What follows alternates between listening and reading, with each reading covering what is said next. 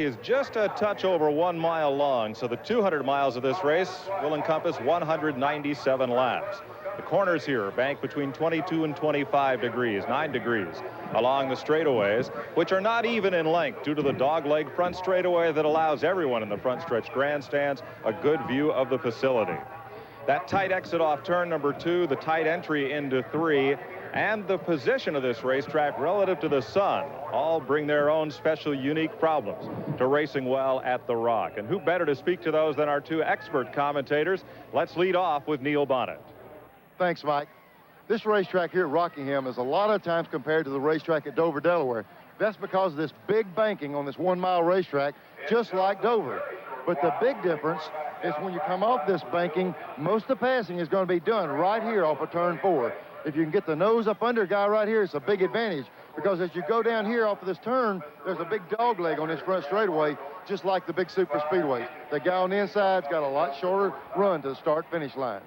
We got a big story breaking on tires. Let's go to Buddy Baker. Neil, one of the big stories here is the radial tires. You know, the Busch Grand National guys are still getting used to the radial tires over the bias ply. They're getting down in the corner so much faster with the radial tire over the bias ply that they have to use a lot more brakes. They have to be a lot smoother with the steering wheel. It's giving some of them trouble. But it's one of the things that they'll get used to, and they'll, you know, when they adapt, they'll like them as much as we do in Winston Cup. Now, back to you, Mike. Thanks, buddy. A tricky track and a new tire setup, all part of racing here at the Rock. American Sports Cavalcade encore coverage of the AC-Delco 200 Busch Grand National from Rockingham is being brought to you by new Haviland Formula 3 motor oil. Add more life to your car. By AC-Delco. It's like buying time. And by Miller Genuine Draft. Cold filtered for real draft taste. So get out of the old, get into the cold. We'll be back with the start of the AC-Delco 200 right after these messages.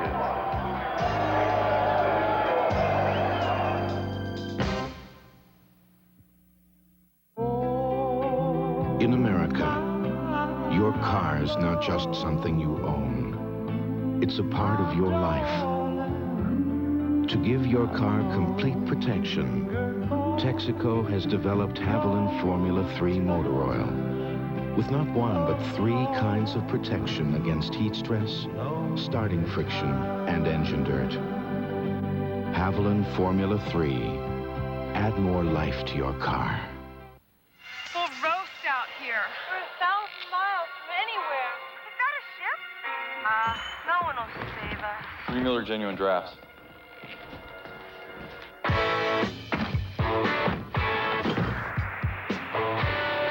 Cold filtered Miller Genuine Draft.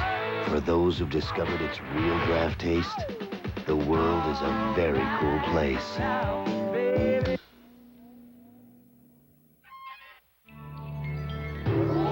Dodge announces the new Magnum Series engines. Engines that deliver as much as 44% more power. Here's a simple promise. Drop a Magnum Cummins diesel with new charge air cooling in a Ram 4x2 and you can out-torque, out-carry, and out-pull any diesel pickup from Ford or Chevy. Dodge trucks, a powerful way to rediscover American value.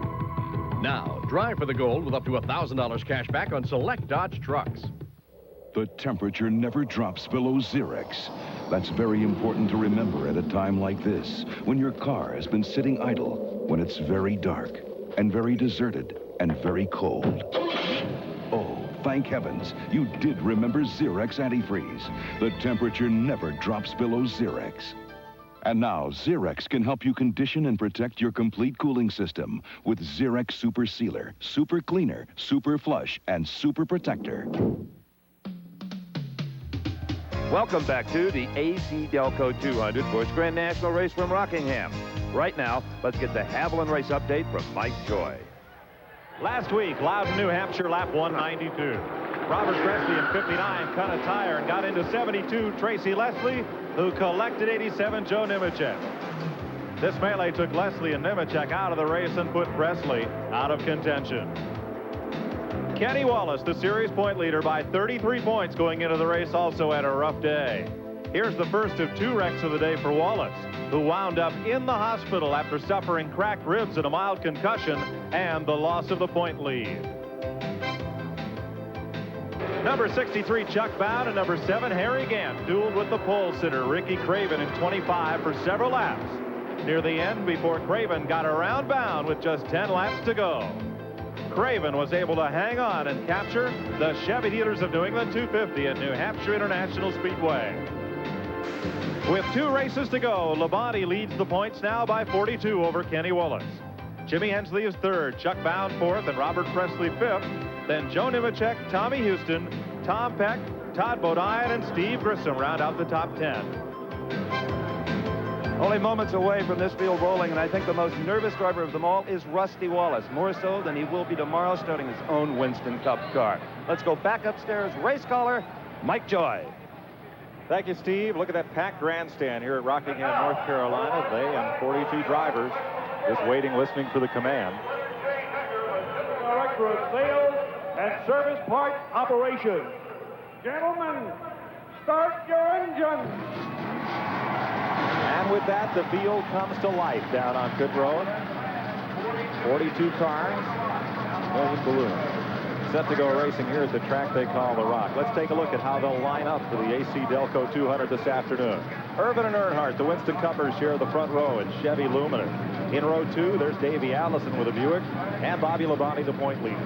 Ken Schrader's in row 3 with Jeff Burton Chevrolet, Tommy Houston, and the Bill Elliott Ford in row 4. In the 5th row, Jack Sprague, along with Jimmy Hensley, number 3-point man. Last year's champ, Chuck Bown, with the points runner-up, Kenny Wallace. Dale Jarrett and Harry Gant, who both run really well here at the Rock. Todd Bodine and Tommy Ellis. Remember the fracas they had at Charlotte just a couple of weeks ago. Dave Rezendes and Joe Nemechek in row 9. Morgan Shepherd's Ford with Tracy Leslie back in row number 10. Ward Burton, who nearly won Charlotte with David Green, the Daytona pole sitter. There's Phil Parsons with our onboard camera, and Butch Miller. Robert Presley 5th in the points. Mike Wallace in the Jack Ingram car. Chuck Bown's younger brother Jim and Billy Standridge. Dick Trickle with Richie Burgess in the 15th row. Cecil Eunice from Georgia, and Darrell Waltrip. Richard Lassiter, and there's Tom Peck from Pennsylvania. Steve Grissom back in the 18th row, along with local driver Robert Huffman. Bobby Donner from Chicago, Lonnie Russ Jr. from Ohio, Mike Swaim, and Ed Berry. Provisional spots to Jeff Gordon, the rookie in the Ford, and Troy Beebe's Chevrolet. Pontiac pace car rolls them down pit roads. 197 laps today at the North Carolina Motor Speedway. So, with the pace laps complete, the field was ready to go green. Modesto, California's Ernie Irvan on the pole. Starter at the ready, green flag. And Dale Earnhardt is on the jump. He's got a car length on Ernie Irvan and slides into the lead in turn number 1. Earnhardt and Irvan. Davey Allison slips back to the 4th spot as Bobby Labonte comes up the outside. Davey comes right at him. View from Phil Parsons' car, mid-pack. Trailing Ward Burton off into turn 3. Earnhardt to lead the first one.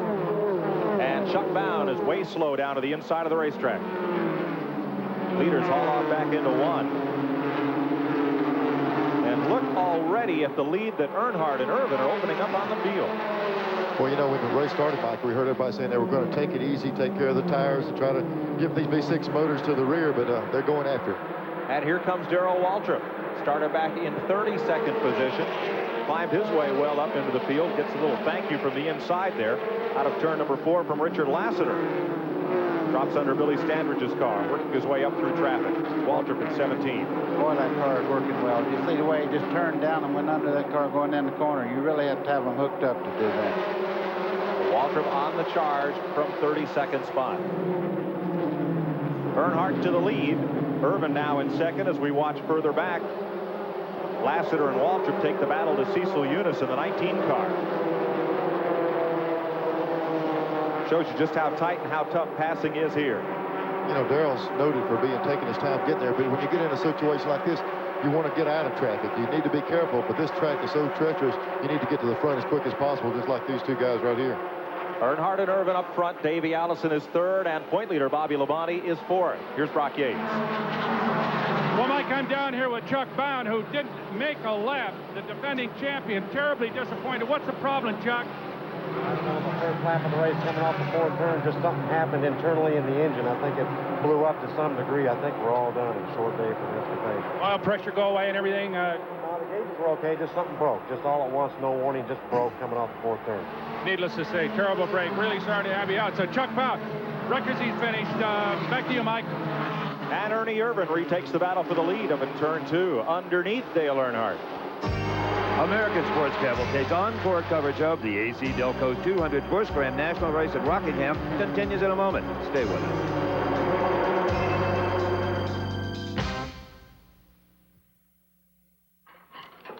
Want to trade?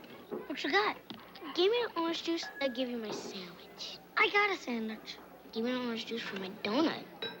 Half the dry. Deal.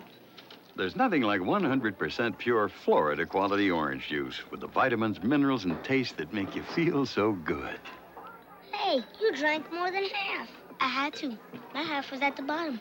100% pure Florida quality orange juice. It makes you feel so good. You're nothing. Tony Danza. You're not even worth killing. It's Gus Ferracci. You think it was Ferracci. I know it. The mob wants him dead. Our problem is going to be made to disappear. The feds want him alive. He whacked a federal agent. You rap me. You'll never hear the hammer click. One of the biggest manhunts in New York history. You find him. And Tony Danza is running out of places to hide. We got him. Dead and Alive, tonight on ABC TV. Imagine sitting in a boat with four-time world champion bass angler Rick Clunn as he shows you step-by-step how you can use his winning crankbait techniques. Well, that's what it's all about when you join the Bass Anglers Sportsman Society. I'm Ray Scott, and if you want to become a better bass fisherman by learning the secrets of classic champions, then bass is where you ought to be. Through the pages of Bassmaster Magazine, our official publication, the world's top anglers like Rick Clunn, Jimmy Houston, and Gary Klein will share their angling know-how with you. And as a member of Bass, you'll get 10 big issues a year, packed with how-to articles showing you the tips and techniques that keep the winners on top. So join Bass today, and I'll send you this free tackle pack. Call 1-800-842-4444 now to join Bass and get your free tackle pack with Berkeley's Power Worms, Cordell's Neon Spot, Berkeley's Trimax line, plus your free copy of Winning Secrets of the Classic Champs. With your $15 paid membership, you'll also receive 10 big issues of Bassmaster Magazine and full membership credentials. Call 1-800-842-4444. Welcome back to our American Sports Cavalcade encore coverage of the AC-Delco 200. Number 10, Ernie Irvan, is challenging Dale Earnhardt for the lead. Here's Neil Bonnet. I think we've got a log jam right here in the front. It's going to get tight in a minute. Yeah, things are stacking up fast here. Behind the two leaders, Irvan and Earnhardt. Each taking take no prisoners, give no quarter, and ask none attitude. You think we need to run the top of the show back and show them where they said they were going to take it easy the first of this race? On what, the pace lap? That's Davey Allison third, getting a little squirrely there off the bottom. In fourth, Bobby Labonte in 44. Earnhardt had the pole here for the March race and won the Busch race at Daytona, Charlotte, and Darlington. And here comes Elliott up on the outside still. He's right up on Bobby Labonte. That car is extremely strong just off the corner. If you notice that, Neil, he closes about 2 car lengths out of the corner. Watch him right here. He'll close right up on him. Well, just as I said, the expert analyst here, he drops back about 4 car lengths. But he's not through yet, buddy. He's still coming. Here he comes. Here he comes. And now Yellow flag. One car way down on the apron coming to pit lane.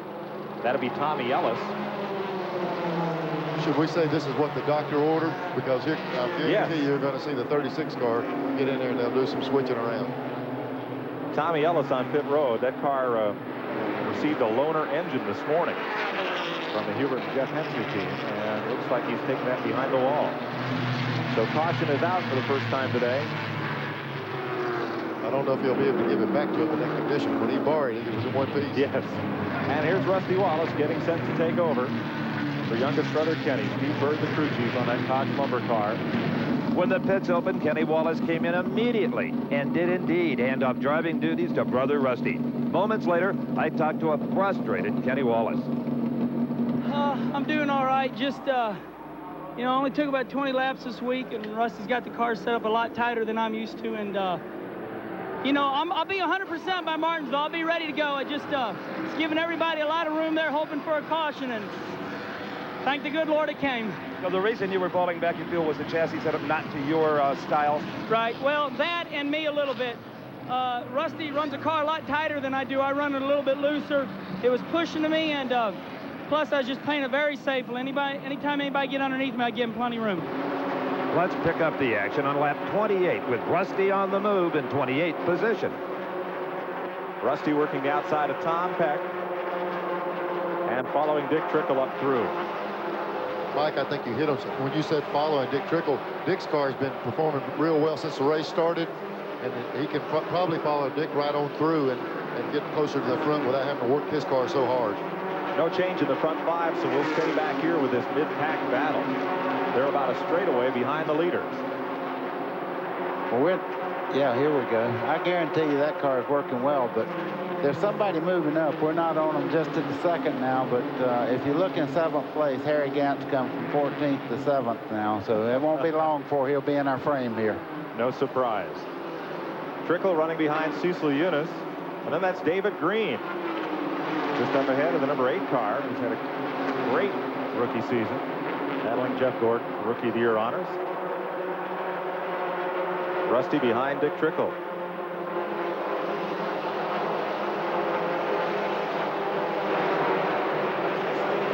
And up ahead, there's Darrell Waltrip leading that whole pack.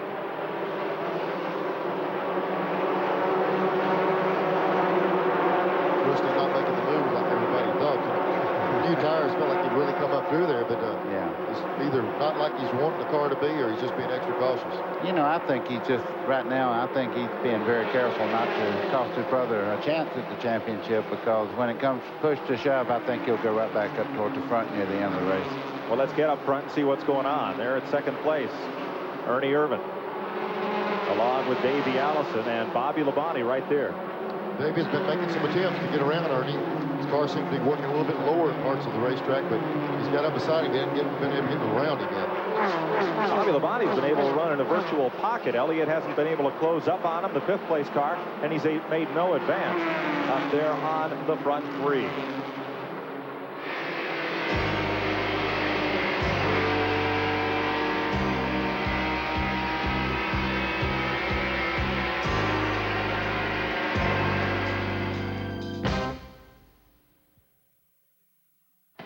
The little old lady from Pasadena. Everybody's saying that there's nobody meaner than the little old lady from Pasadena. She drives real fast. She drives real hard. She's the terror of a Colorado boulevard. The little old lady from Pasadena. At Dodge, things are moving very fast. The little old lady from Pasadena. The temperature never drops below Xerex. That's very important to remember at a time like this, when it's very cold and you've got to get going. Ah, you did remember Xerex antifreeze. The temperature never drops below Xerex. NASCAR, NHRA, CART, the world of outlaws. Former NASCAR great Neil Bonnet introduces you to the pros who get it done in the exciting, colorful, and dangerous world of auto racing. The winners, Sports Sundays on TNN. Burt Reynolds, up front and intimate. I love you. I love you too, honey. In a special conversation with Dinah, his career. This town is sort of about what you did yesterday, not about what you did before. Success. I would rather have a Super Bowl ring or the Medal of Honor. Survival in Hollywood. My shield was always my sense of humor. Dinah Shore's special conversation with Burt Reynolds, Thursday night at 9 and midnight Eastern on TNN.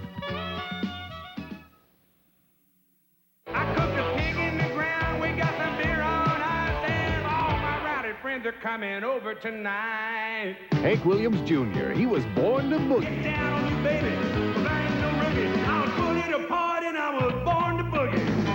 Now available for the first time ever, Hank 22. 22 of Hank's biggest hits from his gold and platinum career.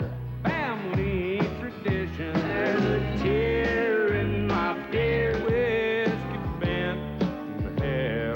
Hank 22 includes the Monday Night Football Boogie. Ready to rock. If you don't agree that this is the ultimate Bocephus collection, just return it and you will get your money back. Plus, Hank will send the first 50,000 callers the words to these songs, free. Call toll-free 1-800-238-9300. That's 1-800-238-9300. Or send check or money order to Hank 22, P.O. Box 10030, Stamford, Connecticut 06904. American Sports Cavalcade encore coverage of the AC-Delco 200 is being brought to you by the more than 550 AutoZone stores across America. AutoZone, the right parts at the right price. On lap number 48, car number 1, Jeff Gordon tagged the wall and brought out another caution. It was an opportunity, though, for the leaders to pit for the second time in 10 laps. This will give you the indication of the tires we're concerned with here. They're already putting tires on after just a few laps. Rock Yates.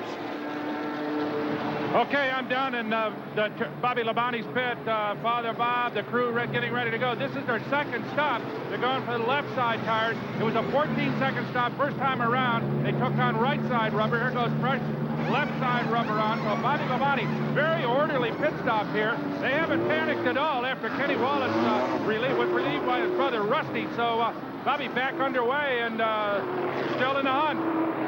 So we now pick up the action on lap 61 as the green flag comes out. Let's join the race call with Mike Joy. On the break, here comes Burton to the low side on Elliott, and there'll be no room for him there. Bobby Labonte came out of the pits back in 11th. The Wallace car is 17th. Earnhardt and Irvan slicing their way up through the field, but they've got to go some to catch Bill Elliott. You know, a car that's moved right up in the front. There's Dick Trickle in about 4th place already. He's come from the very back end of the field. And here comes Rusty Wallace in that black Cox wooden car, number 36. Mike, and that pack of cars right behind him, he just passed every one of them going in the corner 3 deep in the bottom. So I think he's kind of throwing caution out to win now and see if he can go in front. Took a good chance to make some positions right there as they came up to speed on the restart.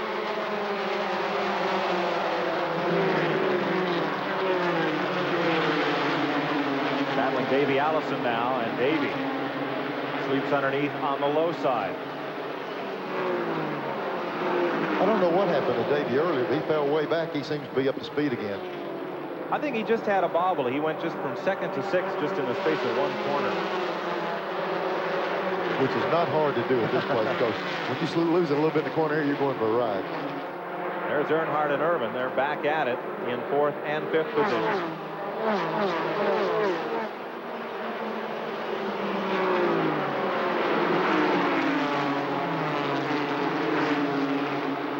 Earnhardt to the bottom on David Green, the lap car. And a bit further back, there they are side by side, Bobby Labonte and Rusty Wallace in relief of younger brother Kenny. And showing a lot more strength than when he first got in the car. They might have made some changes on these few stops they've made, because showing a lot more strength now than he did first race. Yeah, I tell you, I talked to them this morning about there's no stagger in the radial tire, but they said just 2 pounds of air pressure makes like a 1/4 inch of stagger in the car. I mean, it really affects it. So it looks like he might have a good set of tires on that car, and he's going towards the front now. Now remember, Kenny Wallace started this car, Rusty Wallace in it now. And back up front, there's Irvan and Gant. 5th and 6th place cars. Earnhardt up there in 4th. Dick Trickle running in 3rd. Bill Elliott is the leader. Ward Burton is 2nd. And a Ford out in front, one of only 4 that started this race.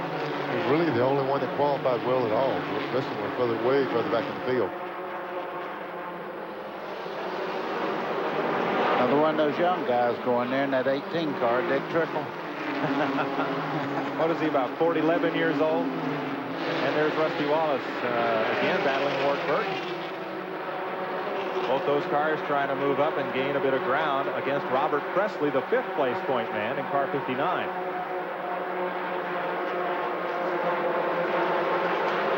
Back up front. And the pressure is on. I bet you Ward Burton stops for fuel when everybody else does this week if he's up there near the end of the race. I'll bet he does too. Keeping fast company right now. Elliott ahead and Earnhardt right on his bumper. Well, he had a thought about it. Trying to take the lead. He really ran a good race at Charlotte. Had problems, but he's in the middle of some thick racing right here. That was the dominant car at Charlotte. Not surprising to see that Gwaltney's car having a good run here today. Looks like he's had some damage on the frontal area of the car. On one of the restarts, he must have tapped somebody. The frontal area is caved in on the left side a little bit, but it's not affecting the way the car runs. Here's Earnhardt getting under Elliott also. He better turn it up just a little bit. Here comes Earnhardt with Ernie right behind him. I tell you what, those two cars are working real well. Well, if Harry Gant was Mr. September, Ward Burton is on his way to being Mr. October. He led 162 of the 200 laps at Charlotte. Sadly, the last lap was not one of them. Ran out of gas with, what, 13 to go? Just very few laps left. Definitely a comer. He and his younger brother is also in this race. What was it Steve Smith told Brock Yates? He said, they got the world of outlaws. They should call NASCAR the world of in-laws. That's exactly right. A lot of family matters going on here. There is Rusty Wallace getting underneath Harry Gant and moving up a notch. Steve Evans? Well, guys, I talked to the crew chief, Steve Bird, on the 36 car, and you were absolutely right. Rusty wasn't totally comfortable in the car at first. He took it very conservatively to keep it off of the fences. Now they've been able to take a little bite out of the car, and he just described it on the radio as darn near perfect. Here's Earnhardt putting the pressure back on Ward Burton and Ernie Irvan in a position to capitalize in the 10 car. Right up there where we saw him running early, high on the racetrack and able to make the pass. So as we pass the lap 75 mark, we'll take this short pause on our American Sports Cavalcade encore coverage of the AC-Delco 200. Don't go away.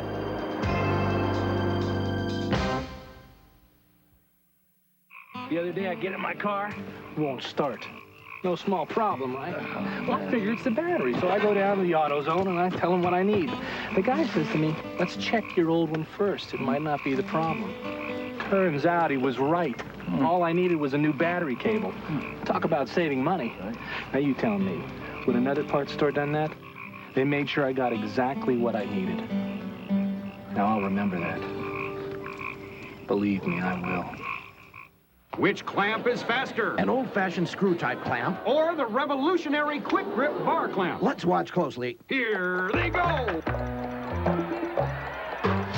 And it's over! Amazing! Oh. Now for the instant replay. And look at that! One finger on the quick-release trigger and the bar slides right into position. And there, he's tightening the clamp by merely squeezing the quick-grip handle. And it's done! You know, unlocking the clamp again was a very nice touch. The quick-grip bar clamp, available wherever quality tools are sold. Napoleon, what was your hand in the jacket? People are talking. Josephine, my briefs are killing me. Oh, I have just the thing. Fruit of the loom. Totally comfortable. Hey, c'est magnifique, eh? How about that waistband? It's super comfortable, mais oui. And that soft pre-shrunk cotton? Feels great. Down to the skin. Ooh la la. For classic comfort, pick Fruit of the Loom briefs. No, leave the hat on. The temperature never drops below Xerex.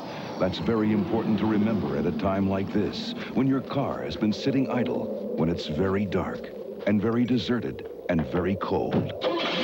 Oh, thank heavens, you did remember Xerex antifreeze. The temperature never drops below Xerex. And now, Xerex can help you condition and protect your complete cooling system with Xerex Super Sealer, Super Cleaner, Super Flush, and Super Protector.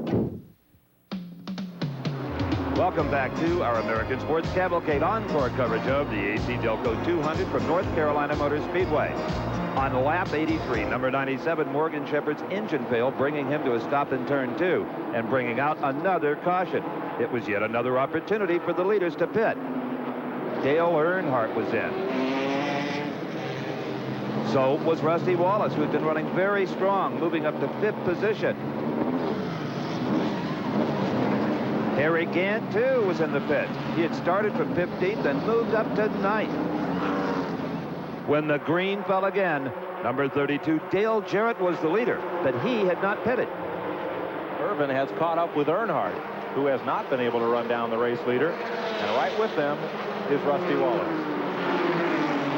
Ernie's going to try some of Dale's stuff on the outside. That's where Dale was real successful. Look under him at Rusty. Here comes Rusty sticking the nose in it, right in the middle of it, too. The last 5 races in a row, Bobby Labonte and Kenny Wallace have traded the point lead back and forth, and if that follows suit, it's Kenny's turn to lead. Rusty's trying to get him there. That was a little intimidation move there. Did you see him kind of swerve at him? Yeah, but I didn't see swerving dodging either. He was ready. He wasn't going to give him a whole lot of room. No, there's no feathers on either one of them boys. You know, do we want to answer that question again? What do the Busch guys think about the Winston Cup guys drive? Is the first 4 positions. These guys are really tough on this racetrack. And that goes to just running lap after lap. And Buddy did a segment at the top of the show about the radial tires. This is where it shows up. Being used to running a radial on this particular racetrack. Mike, I seem to be right about needing those right side tires too. Dale Jarrett looked like he's stretching the lead instead of losing it. So once again, I was right about how many tires it's going to take. It seems that the worn tires are just as good as brand new. I think one thing that might enter into that is the new tires really buying the car down a little bit more, and he's running freer probably on the old tires. I don't know how he's going to be after he gets them good and hot, but he's sure pulling away from them now. Dale Jarrett opening up one of the biggest leads of the day. As you watch a little further back, Irvan and Rusty Wallace in relief of Kenny. Now, what this will do, a lot of these crew chiefs will watch what Dale's doing now, and they'll say, okay, let's don't stop. The track positions is a lot more important than just coming in and getting tires. Seems to be working good. Must be a great tire for here. Here's Harry Gant moving up. Back into contention. Closing up on Earnhardt. He's the 5th place car. Mr. September. I think Dale worked on his car, Earnhardt, and I don't think it's working like it was before he stopped.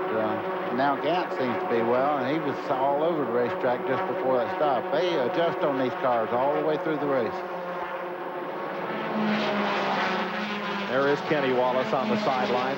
The NASCAR rule also states that the relief driver must be qualified to race in the series and must have either already competed in this race or at least practiced one of the cars for this race. Well, as they said, Rusty did quite a bit of testing in the car, or he couldn't have got in it, you know, just cold turkey. Ernie Irvan and Rusty Wallace battling along. I think Kenny was over telling everybody, boy, I got my brother really running good here today. Likely so. There they are, 2nd and 3rd, and Bobby Labonte is back in 8th. That is not enough of a difference to change the point leads. There he goes. I tell you, Rusty's on the move right now. It seems that car on the outside, Neil, is a car that goes under him, just cannot make that pass without really, I guess they're going to have to take a little more racetrack than they're taking, but these guys are used to racing with these. Oh, he let him go. Well, if it ended right now, Bobby Labonte would be 19 points ahead. He came in here 42 points ahead. That's probably why Mr. Labonte was shaking his fist earlier when this was happening. Well, Bobby has an older brother, and he's here. Terry running tomorrow in the Winston Cup race. We had a call from Maine about Ricky Craven, the Busch North champion, came down here, did not make it into this field, but he will start 34th in the Dick Moroso car tomorrow in the Winston Cup race. There's Bobby Labonte battling Ward Burton. And this will be at 6th position.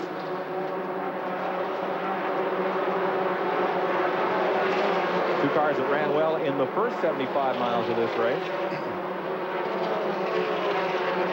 And running just back off the leader. Neil, you sound like you know something here. I tell you, that may be why you won so many races here, is that you understand the racetrack, but my theory's coming back now. The 36 car is definitely running down Dale Jarrett. And I think you said it, as the tires get hotter and they're worn already, they're going to give up a little more than the new tires do. You know, Rusty's showing a lot of strength, but I do think Dale did slow down just a little bit, but I think Kenny's going to see his race car lead the race here just a little bit. Don't you know he's got to be feeling good about that. Dale Jarrett is the leader at 106 laps. Has 3 Busch Grand National wins, Rockingham, Darlington, and Bristol. Until this year, he'd never won more than 2 in a single season, and he's already got 3. And Rusty Wallace running right behind him. Rusty has never won a Busch Grand National race. And I almost questioned that when I saw that note, but I don't guess he has. But well, he's sitting in a position to do it today. No, he's not. Oh, Even if he wins this race, he won't win it. Kenny Wallace will get credit for the victory. The starting driver gets all the points and all the money. You guys are too technical.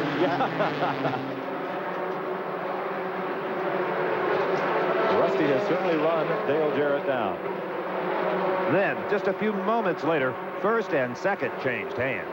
But it's now Wallace out front. Now, there are 3 Wallace brothers in this race. Mike Wallace is here, driving Jack Ingram's car. Kenny Wallace started the 36, and now Rusty is in relief. Here's Steve Evans. Well, that is a pretty terrific relief driver you've got in there.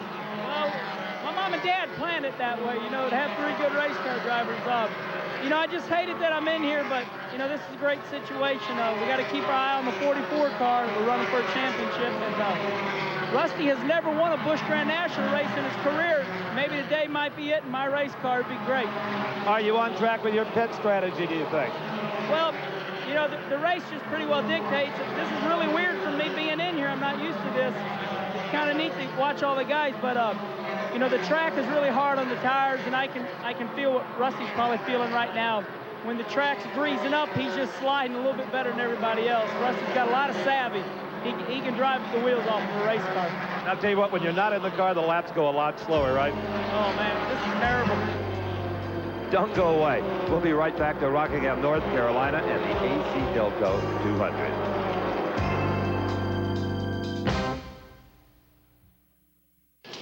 My whole shift, I'm standing on hard concrete. I mean, my back and legs feel like they're going to fall off. I'm running all night long, and my feet are killing me. I wish something could help. Even the orthopedic shoes and stockings don't help enough. My legs and my feet are truly in pain. Sounds a little too familiar, doesn't it? If you're one of the millions of American men and women who suffer the agony of foot pain, here's some exciting news. Now you can get KC Water Soles, an amazing new way to beat foot pain like you've never seen before. They really took the pressure off, and they helped loosen up my aching leg and back muscles, too. I can't believe the difference. I feel like I'm walking on air. They even feel like they're working, massaging my feet throughout the day. The sealed water pockets give you 3-step relief. They absorb shock waves to reduce the pounding your feet and legs have to take. They actually massage your feet with our unique water wave action, and they relieve tension as you walk. The pain's gone. For the first time in years, my feet don't hurt. You can't imagine the relief KC Water Soles gave me. My husband works on concrete. He said my feet feel better than they felt in 35 years. Just slip KC Water Soles into your shoes. They're a custom fit. They won't wrinkle or slide around, and there's a fresh time-release deodorant.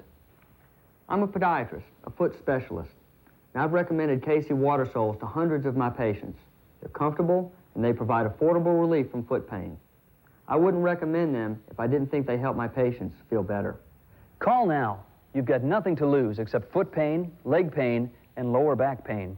For rush delivery of your patented KC Water Soles, have your credit card and shoe size ready and call 1-800-257-0800 or send $12.95 plus $3.50 shipping to KC Water Soles, P.O. Box 10030, Stamford, Connecticut, or call 1-800-257-0800. Welcome back to Rockingham. Here's how the top 5 look. It's Rusty Wallace leading it. His brother Kenny's car, followed by Dale Jarrett, Ernie Irvan, Harry Gant, Bobby Labonte. Let's resume the call with Mike Joy. There's Rusty Wallace putting a second lap on Cecil Eunice, the 19 car, on the high side, and then jumping right underneath Darrell Waltrip. That's a bad feeling when you're the guy up on top just struggling along and somebody just cranks it down, drives under you, and I might be wrong, but I think he'll drive away right here because he's really hooked up on the bottom of this racetrack. And here's Earnhardt coming up on Robert Presley. Let's go to Glenn Jarrett. Guys, I'm down in Dale Earnhardt's pits. This is not a real happy crowd down here right now. When Earnhardt last pitted, they put on a fresh set of tires. What little stagger these radial tires do have was messed up in the tire change. He's got an extremely loose race car out there right now. They're sitting here waiting and praying for another caution flag so they can get back in, change, put on another set of tires, readjust that stagger. In the pit next to us, car number 99, Jeff Burton, who had made his way up in the 5th spot. The engine went sour on that car. They've got it behind the wall now, trying to get him back out into the battle. 70 laps to go here at Rockingham. Jeff Burton going behind the wall, and there's Earnhardt, who's currently posted in 10th place. It's hard to believe when we talk about these cars don't have any stagger that they can affect the car that much. Here's the race for 7th spot, we're told. Phil Parsons going by Troy Beebe, who I believe is a lap down. Troy is 2 laps down as Parsons goes past him there. And now he pulls up on the 87 car. This will be for 7th place. That's the Joe Nemechek machine, the Lozito's Pharmacy Chevrolet. To give you a good idea about what Phil's doing, though, he's ahead of Earnhardt now, so he's on the move. He's doing a very good job. And Nemechek's had a great season as well in his sophomore year on the Busch Series. He was caught up in one of the big wrecks at New Hampshire. You know, he was right in the thing and had a chance to win the race. That's Nemechek in 87, and here's the view out the windshield of Phil Parsons' car number 29. You see the back of that car swerving, and from here it looks real smooth, but when you get in the race car behind one, you can watch the back end of the car just wiggling around. I tell you, that guy's busy there. But you don't much feel that in the seat, do you? Oh, yeah, you feel every time it moves, believe me. That's when you're calling the crew and say the back end's jumping out 2 feet. It's probably moving around 2 inches. Bobby Labonte's coming back up through. He has passed Ernie Irvan and now goes into 4th place. Irvan dropping to 5th. Labonte coming to the front. This race may have little or no effect on the point standing. We were joking earlier, you know, we said, well, he's got another brother too. Well, this young man right here is plenty capable of running his own race car. He's got after that thing now, and he's headed up front. When he sees him, Rusty leading this race, he knows what he's got to do. He's got to get up here and challenge him. Moving up on Darrell Waltrip now. Yeah, that's Harry Gant right in front of him, you know, in 3rd place. So he's running really well now. That was Harry going along, sweeping the wall off right up there in front. Every time he goes in the corner, he goes in the bottom a little bit, and you think he's fixing to wreck, but all he's doing is remember knocking the dust off the walls. It's not so bad at this end. Down in the 1st and 2nd turn, he's scraping that wall just about every lap anybody. Well, that's not a thing of beauty, but I'll tell you one thing I found out about Harry Gant. He never gives up. I believe he'd go bear hunting with a switch. He's got to be strong to drive that car as fast as it's handling right at the moment. Look at that line. You sure we're not at Dover? That was one of the lower lines. The lap before that, he was up high.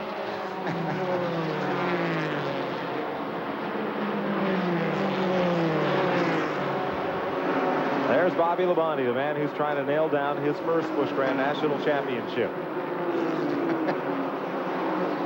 And up he comes on Harry Gant.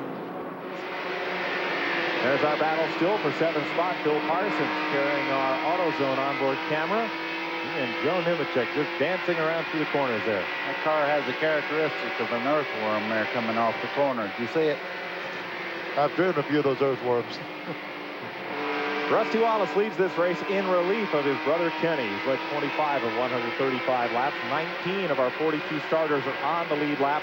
17 lead changes. Very competitive 200 miles here. Average speed slowed by 4 cautions for 17 laps. And into the wall goes Nemechek. He got way loose there right in front of Bill Parsons. Just wagged it and around it went. You think there might be a chance we got a picture of that? We've been watching it all day. We'll probably have some of that.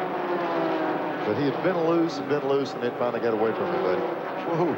I'm telling you, that car was just, it had to happen.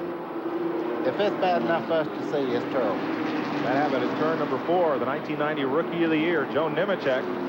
Let's have another look. He's going around the outside of the car, which makes the car even looser. Yeah. And there it goes. He broke loose. He tried to overcorrect it. And right there, boy, now he was lucky up there. Let's see what happens on this end. Ooh. Oh, and he's lucky in the middle. And even though he spun out, he better be celebrating. I think we'll call him lucky, period. He missed it twice there, the wall and the car on the inside. Jeez. Make that Mr. Lucky. That's a little bit of that characteristic of that radial tire. Once you bust it loose, you can't get it back. He overcorrected, it swished out to the right, and it was gone. Now, the best view in the house was the one Phil Parsons had, and you shared it with him. Or the worst view. Let's see what it looks like. Whoops. It's already over with there. All he does the rest of the way is just go through the formalities of wrecking. That's the best. That's the best view. He's gone. Yeah, he was wrecked. He just had to finish it up off camera.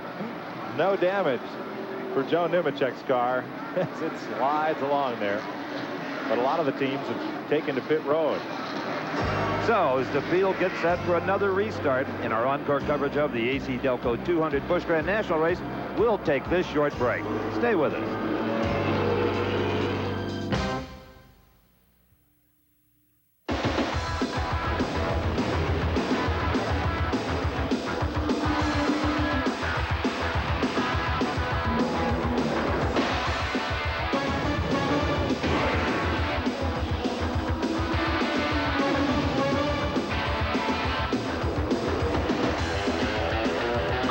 The people who insist on genuine Mopar parts really put their foot down.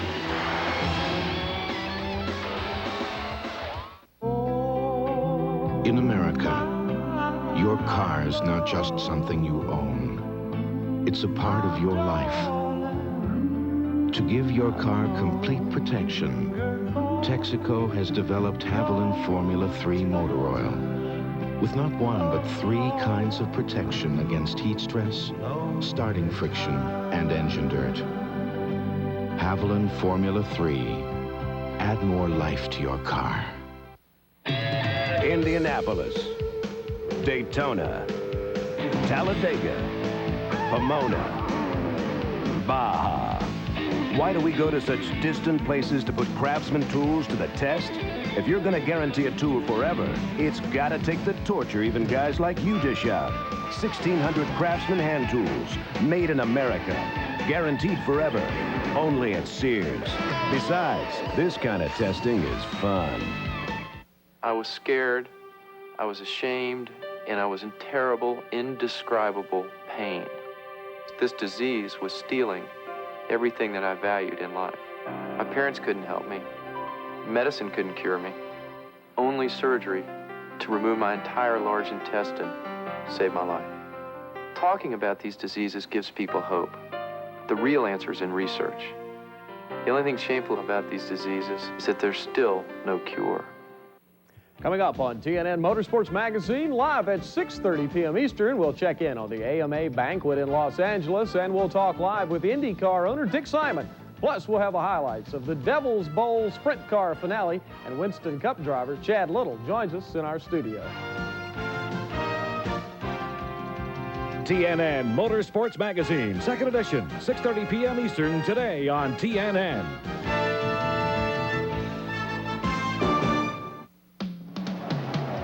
Encore coverage of the AC-Delco 200 is being brought to you by New Haviland Formula 3 motor oil. Add more life to your car. Here is the 05 car of Richard Lassiter, heavily damaged in that last crash. Meanwhile, Brock Yates was in the 44 pit. Down here in the Bobby Labonte pit, everybody looks pretty cool right now, but we had a little bit of a tense section there during that last stop.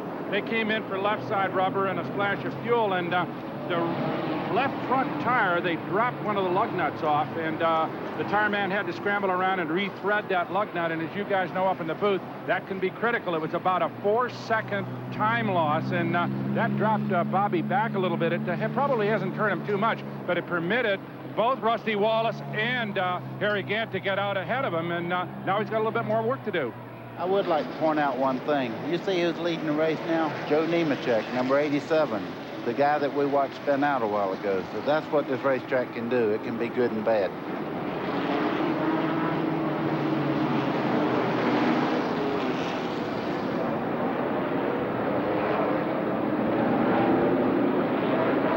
Well, here's everybody trying to move up on the outside. The cars that are a lap or more down can move up to the outside lane. This is the hardest race of the day. Everybody's fighting to start for a restart. Well, except for the race out of the parking lot. Oh, yeah. But that's coming. Now, Darrell, being only 1 lap down, tried to get a little further up to the front of the line than some of the cars 2 or 3 laps down, and now... Looks like Darrell's losing caution race. It's going to be the first 3-car 3-race restart we've had in a long time, I guess. No, he tucked in. Let's see if we get a green. Starter looking them over. Nemechek up front, and now they're pretty well settled in. Harry Gant in second. Dale Jarrett in third. 40 laps to go. They're coming awful slow off that 4th corner. Green flag.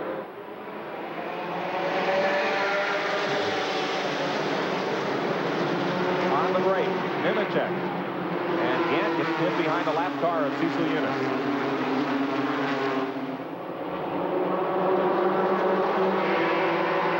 From Phil Parsons' car, running right behind Dale Earnhardt. In the middle of the pack. Yeah, Phil had an average restart that time. He just held his position, but before that was a great restart. Dale Jarrett underneath Gant, that's second place. Dale in the 32 car. And he'll get under Cecil Eunice as well. Gant in the wrong groove that time. You know something I don't understand? Dale Jarrett runs so great in his Busch car here, and he never won a race here in Winston Cup, but he's won several of these races with Busch Grand National. He runs well on this racetrack. He's outside of Harry Gant. Now there's a trick. Oh, man. You better be glad Ernie give him a little bit of room just then. Irvan is fourth, and Wallace is fifth. That's what you call give and take there. Ernie did him a real favor. He give him a little bit. From Phil Parsons' car, watching Dale Earnhardt on the outside. We're sitting there watching a little bit of the same thing we saw earlier. Nemechek didn't come in there and get the tires. He's driving away from them. The new tires are supposed to make you move, but here's the same deal happening as we saw earlier. I think that's something to remember. If there's 10 laps to go, I believe I'd want to leave my tires alone. Second, third, and fourth right there. There's Nemechek way out front on the old tires. So evidently, the new tires slow them down until they get some time on it. It's almost like they take several laps to hook up. I think the other thing we're overlooking is track position here. The cars second, third, fourth, they're racing side by side. And he's got track position right now, and he's running preferred cruiser. We'll see when they get sorted out here what happens. Remember, Cecil Eunice dropped in between Nemechek and Gann on the restart. The lap car, that held him back a bit. Riding along with Phil Parsons there. And back up front. Now they got it in a line. We'll see if they can run everybody down here. Run the leader back down. Joe Nemechek with about a 2-second lead. Dale Jarrett in second. Ernie Irvan third. Harry Gantz fourth. Fifth, Rusty Wallace. And sixth, Bobby Labonte. Rusty doesn't seem to be as strong this time as he was the time before. And that goes right back to changing tires, different ones, hoping for the same. They must have borrowed the tires that Earnhardt had on the stop before. You always say, well, man, I'm going to put $1,200 worth of tires on it to be better. That's not always the case. Sometimes they're not, just don't work as well for you.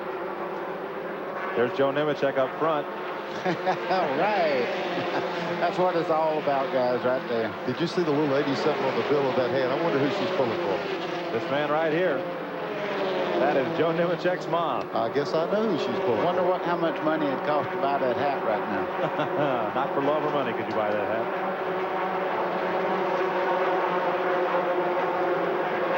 Martha Nemechek cheering on son Joe.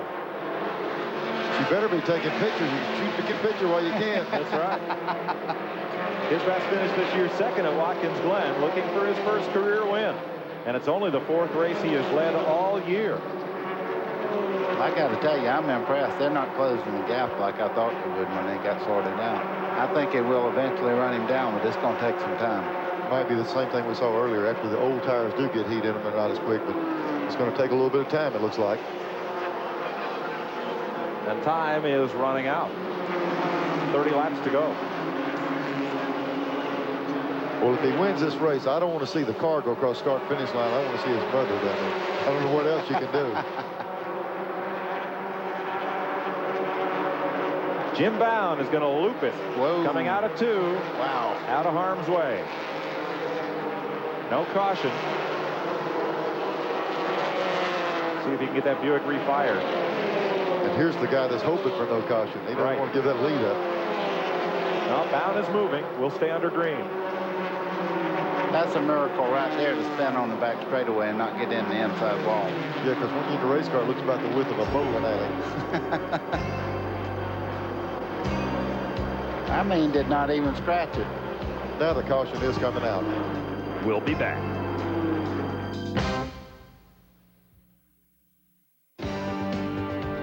When it comes to extraordinary action from the world of motorsports and fishing, TNN continues its unprecedented coverage. With American Sports Cavalcade, NHRA Today, Inside Winston Cup, Bassmasters, and more. Only on TNN Sports Sunday. This is TNN, the heart of country. Well, I'm a honky-tonk man. Get ready for a honky-tonkin' good time. They're all here, today's hottest country stars in this all-new honky-tonkin' collection. Listen. I'm a member of the country club. Travis Tritt. From Randy Travis to George Jones, Ricky Van Shelton to Alabama. If you're gonna play in Texas, you gotta have a fiddle in the band. Chasing that neon rainbow. Alan Jackson. Living that honky-tonk dream. Patty Loveless. Honky Tonkin', 40 great hits. Available on 3 cassettes, $19.99. 2 CDs, $24.99. To order, call 1-800-842-4444 or send $19.99 for cassettes or $24.99 for CDs, plus $4 shipping to Honky Tonkin, P.O. Box 10030, Stamford, Connecticut. It's encore coverage of the AC-Delco 200, and Phil Parsons with our onboard camera is out. Well, Bill, thanks for the ride. Got some great pictures out of the in-car. Yeah, wow. Sprinkle that one up a pretty good bit. Something's been nipping on the rear of it there a little bit. Black flag for Darrell, so. And there's the reason, perhaps, for the caution, a piece of that bumper. Apparently, they black flagged Darrell for passing. I think the caution came out the lap prior to this. Well, it's worth a try, wasn't it? Oh, yeah, all of them. Now, sometimes they tell you, driver meet, we're going to take the lap back you got plus another. We're going to let them see what they do. Well, he thinks he's going to go to the rear, so he's pulling up there and stopping. So he's waiting on the lead cars to go by, and he'll go in the back. Gonna ambush him. He saw Morgan park up there earlier, but thought he could hide up in the shadows, huh? He said, I didn't really mean to do that. He said, maybe if I wait on, they'll forgive me.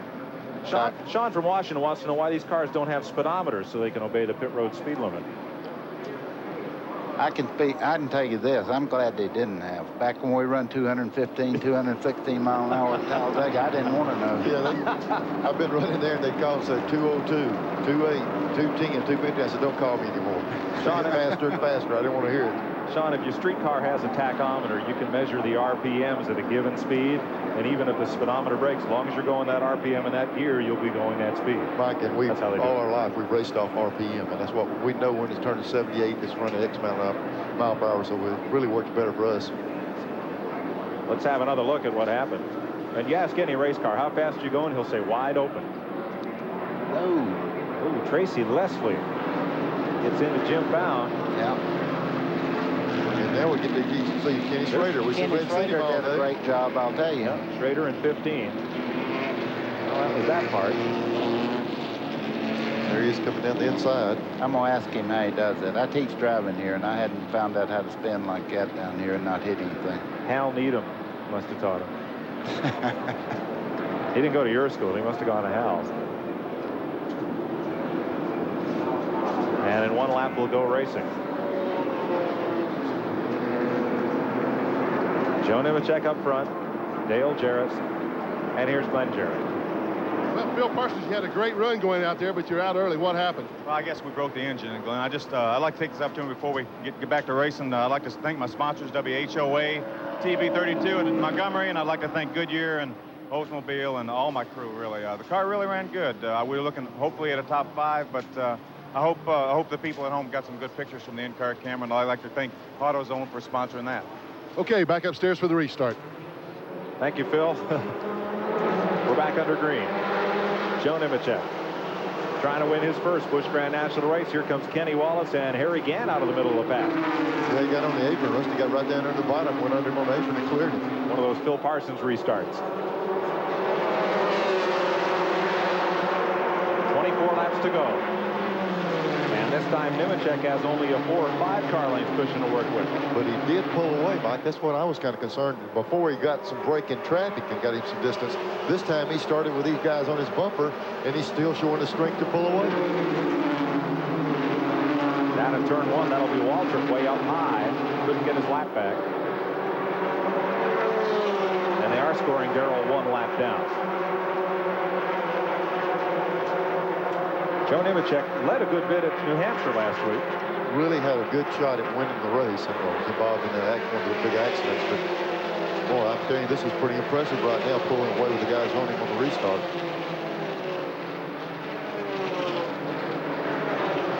Out of Lakeland, Florida, 2nd year on the circuit. Rookie of the year 2 years ago. That's a beautiful sight for me to see number 87 in the lead. That was my father's number when he was racing. Now, this comes back to the question of the Busch drivers, whether they want to run against the Winston Cup guys on Saturdays or not. If Joe Nemechek beats this field with all these Cup guys in it, he's really got something to be proud of. Mike, how many weekend golfers would like to play golf with Palm and Nicklaus? And here's a guy that's out here running the best in the country and the opportunity there to win the race. Now, that's not to say it wouldn't be a great feat to beat the Busch regular. Whoa. Motor in 3. Trickles. And a lot of them more stacking up behind it. Yeah, there's oil on the racetrack. Schrader was in it. One more car involved. You can see that snail's trail coming down the track of oil. And short couple in the rear right here. Nemechek, you don't want to do this. Schrader got into it. And one other car up there. So Dick Trickle is the latest driver to fuel the wrath of the Rock. We'll be back with the closing laps right after this.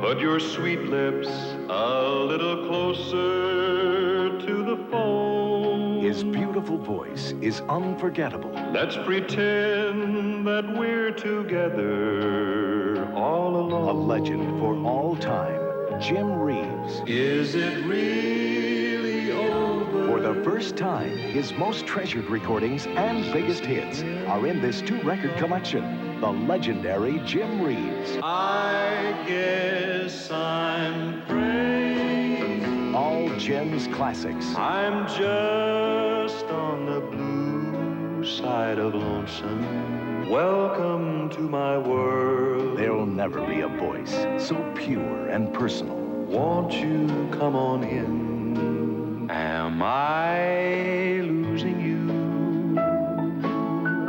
Are my fears coming true? But come ye back when summer's in the meadow. All the songs you really love. I can't stop loving. You'll get 2 complete albums. Every day I reminisce. This is the most complete Jim Reeves TV offer ever. But remember, this beautiful 2-record treasury is not sold in stores. So stay tuned to order now. To order, call toll-free 1-800-223-9600 to save all COD charges and pay only $12.98 for records or cassettes or $16.98 for compact disc, plus $3 shipping. Use your credit card or send check or money order to Jim Reeves, P.O. Box 94040, Oklahoma City, Oklahoma. Remember, save COD charges by sending check or money order or use your credit card.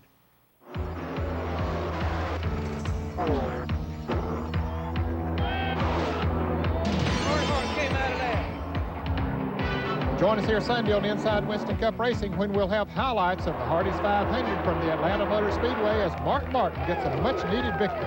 We'll also talk with the 1991 NASCAR Winston Cup champion Dale Earnhardt. Inside Winston Cup Racing, Sports Sundays at 11 a.m., 5 and 9 p.m., and again at 12:30 a.m. Eastern on TNN. Welcome back to our encore coverage of the AC-Delco 200. Let's pick up the call for the final laps with Mike Joy. Ernie Irvan and Rusty Wallace come way down to the inside on Dale Jarrett. Joe Nemechek, the leader. Clean into 1. Wasn't much room there on the bottom. 3 or 4 abreast, and they got sorted out as they went in the corner. Earnhardt and Gant ended up on the off on that one. It is Nemechek, but now he has Irvan in hot pursuit. Dale Jarrett in 3rd, Wallace in 4th.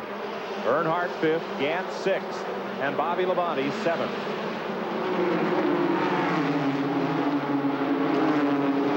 Waltrip again way up toward the wall in that Harry Gant crew.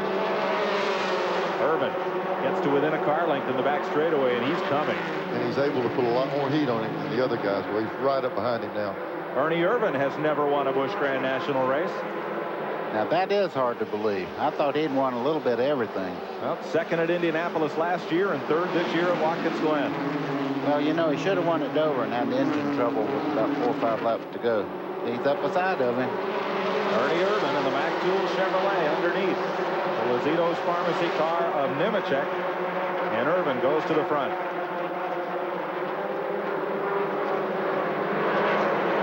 Oh, he's really getting around right now.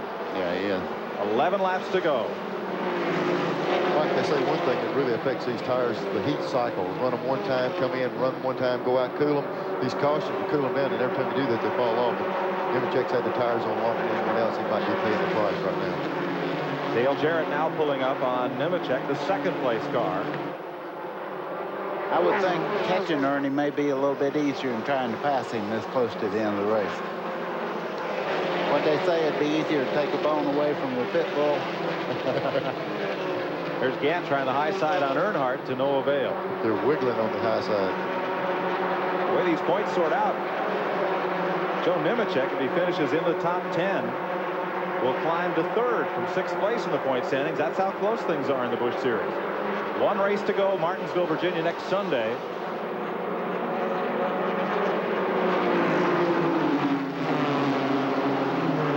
There's Gant. He's not wrecking, folks. He just likes it up there. He just everybody goes in the bottom. He heads up top.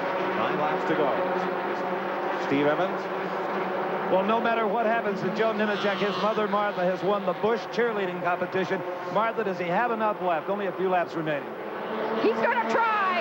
He's going to try. All in all, it's been a great day for you all. The best you've run in a long time. She's too busy watching this race. Can you blame her? That's her little baby boy. He is holding on to second place for all it's worth. And Dale Jarrett is right with him. Meanwhile, this man, Ernie Irvan, scoots out ahead of the field. There's the interval, and Jim Bown again in the back straightaway. No. He spun it again and didn't touch the wall, buddy. No yellow yet. They're thinking about it. They got it in their hand, but they're not putting it out. 7 laps to go. And no caution. No caution. Good. I don't even like a race that ends on the yellow. I think the final should have to be run under green. Boy, Nemechek's doing a good job of holding Jarrett off because Jarrett's car has really been strong all day long. And Wallace right behind in third, or in fourth rather. Then Earnhardt, Gant, and Bobby Labonte. Making a move up under him. Couldn't quite get up under him right there. That's Dale Jarrett in 32. Comes Harry Gant past, as you can see in the very end there. Harry Gant goes by Earnhardt. They both or go tries up the top. to go by. That's easier done, said than done too. I don't know how you're going to run on the outside again. 5 laps to go. But Harry's sticking in the bottom, and he's just not run down there all day long. It's going, it's hard to believe he get the car to work there as well as on top. Maybe it's like you said, he just likes it up high. Likes to scare himself every lap. Yeah. Great side-by-side battle there.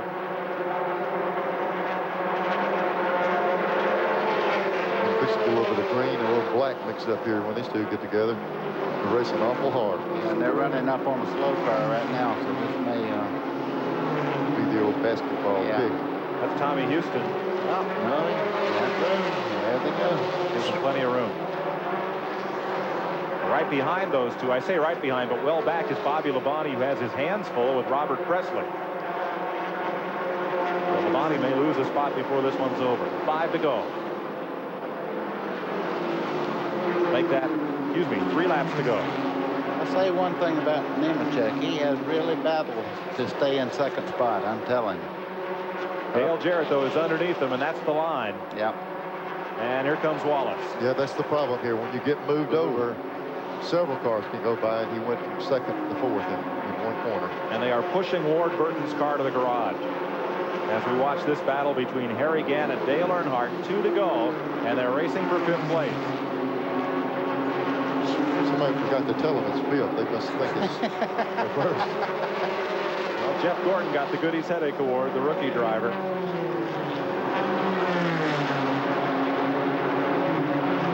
White flag coming for Irvan, and he's got about 7 car lengths on Dale Jarrett. Watching the race for 5th. There's Rusty Wallace in 3rd, Joe Nemechek 4th, in this battle for 5th. Harry Gant has finally got by Earnhardt. Bobby Labonte has dropped to 8th behind Robert Presley. Ernie Irvan looking for his first ever Busch Grand National victory. team up on the wall, and Irvan wins it.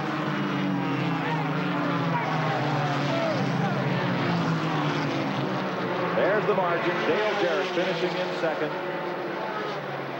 And Rusty Wallace taking third for his brother Kenny, who will close up on Bobby Labonte in the point battle. Stay with us. We'll be right back to talk to Ernie Irvan and the two drivers involved in the points race for the championship.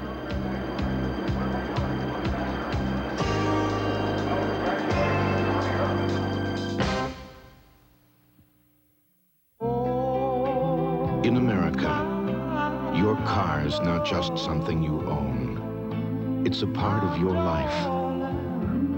To give your car complete protection, Texaco has developed Haviland Formula 3 motor oil with not one but 3 kinds of protection against heat stress, starting friction, and engine dirt. Haviland Formula 3. Add more life to your car. Before this, you never heard of cold filtered. Before this, you never heard of genuine draft taste in a bottle. Now hear this. Get out of the old, get into the cold. Cold filter taste what it's all about. Never heat pasteurized, so the rich, smooth taste don't cook out. For those who discover its real draft taste, the world can be a very cool place. Get out of the old, get into the cold. Miller Genuine Draft. Dodge announces the new Magnum Series engines. Engines that deliver as much as 44% more power.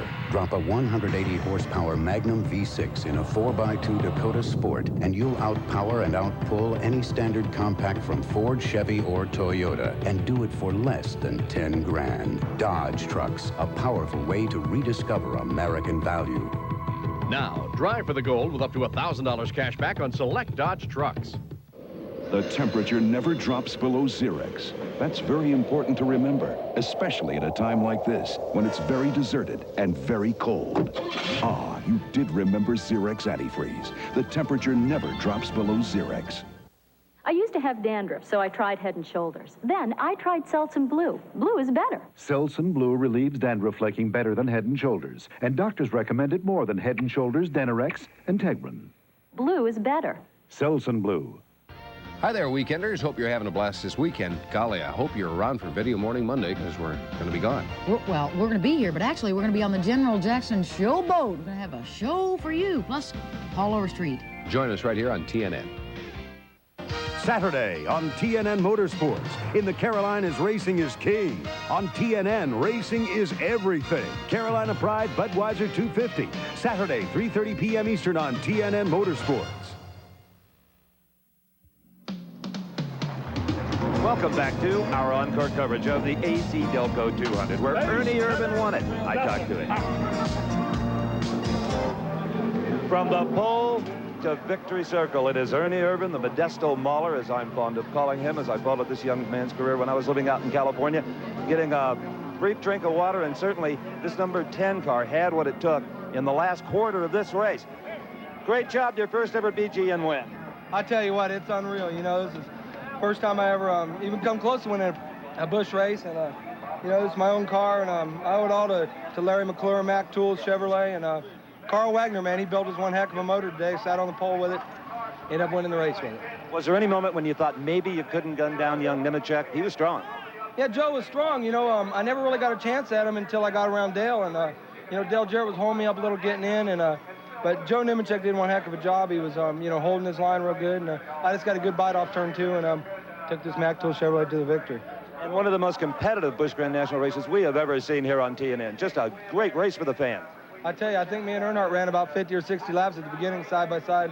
Now, I still don't think I got a scratch in the car. So, you know, that's what's neat about Rockingham. With the radials, you can get up there, and the high groove's as fast as the bottom groove, and that makes good racing for the fans. See you tomorrow. Okay. Glenn Jarrett talked to Kenny and Rusty Wallace. It's a pretty happy family reunion down here right now, guys. Kenny, you got to be awfully proud of Big Brother. Well, I really am. You know, he did what we needed to. If we could come out here with any points, that's what we needed. But, you know, playing hurt and hell of a backup quarterback right here, I can tell you that.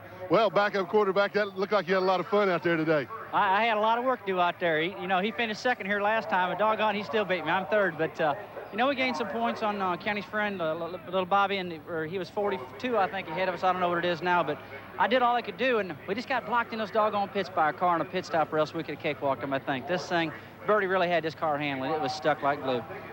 Well, now Birdie is Steve Bird, who you can see in the middle of the two guys there. All in all, a good day for the Wallace family and Steve Bird. Let's go to Brock Yates. Okay, Glenn, I'm with Joe Nemechek, who gave it such a good ride near the end. Those restarts, you look real stout, Joe, and then it looked like maybe the tires started to go away on you. Well, the motor was excellent. I had the best motor we had in the car. I can't tell the motor builder enough. It ran perfect all day. The restarts, we just outpulled them. Yeah, we had new tires. We spun there. 50 laps to go, and we got 4 tires. We flat spotted them all, so we ended up getting up in front, and it's the break we were waiting for.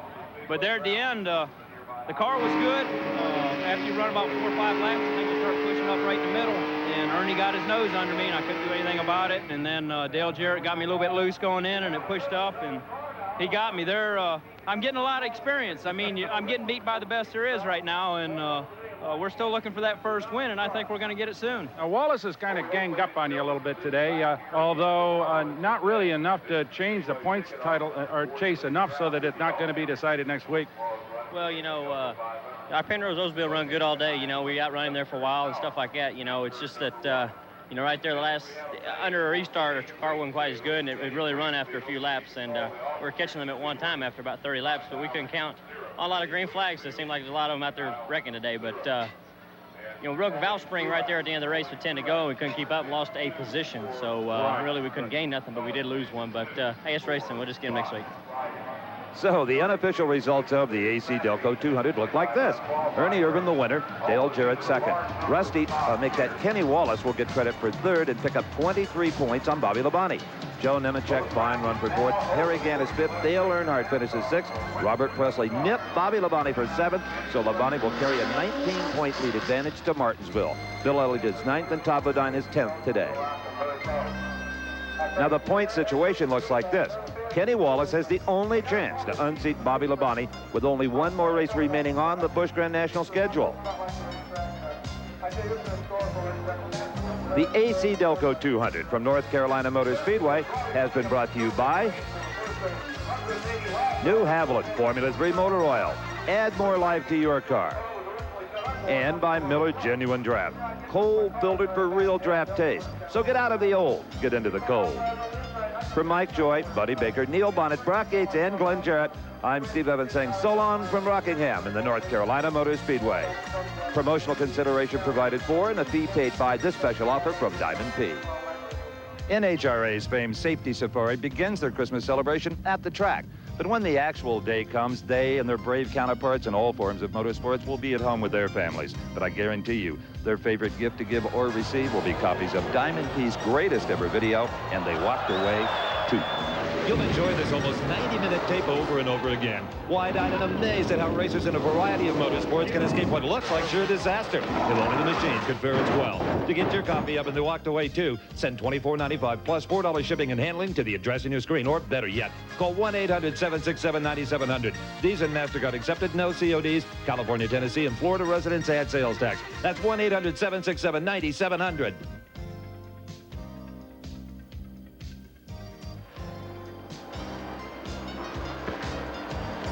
The American Sports Cavalcade is a presentation of Diamond P Sports.